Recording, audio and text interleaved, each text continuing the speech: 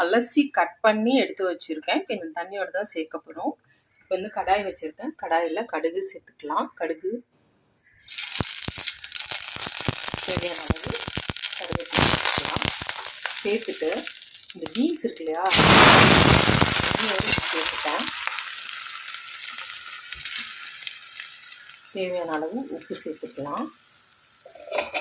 இப்போ இதை மூடி வச்சுக்கலாம்.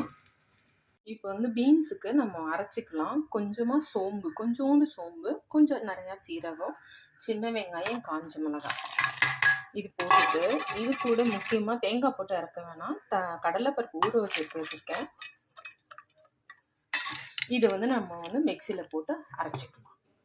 என்னன்னு சொல்லிடுறேன். கொஞ்சம் சோம்பு, கொஞ்சம் சீரகம், காஞ்ச மிளகாய், வெங்காயம், கடலைப்பருப்பு ஊற வச்ச கடலைப்பருப்பு. இப்போ இந்த அளவுக்கு ஒன்றும் பாதியமாக இது பண்ணி வச்சுருக்கோம். பீன்ஸ் வெந்து தண்ணி வற்றணுன்னா இதை போட்டு சிம்மில் வச்சு இறக்கணும்னா சூப்பராக ஒரு பீன்ஸ் உசிலின்னு சொல்லுவாங்க. நான் கொஞ்சம் வேறு மாதிரி செஞ்சுருக்கேன்ப்பா.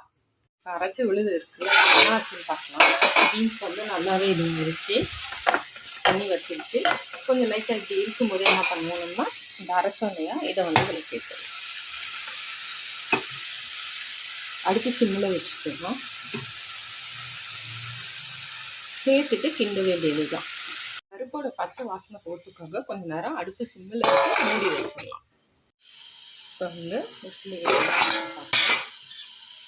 இது வந்து நல்லா இப்போ இந்த ஊறுவச்சு கடலைப்பருப்புலாம் வெந்துருச்சு, அடியில் பிடிக்குது. அவ்வளோதான், சூப்பராக ரெடி ஆகிடுச்சு. நம்ம இப்போ வந்து பாத்திரம் மாற்றிட வேண்டியதான்.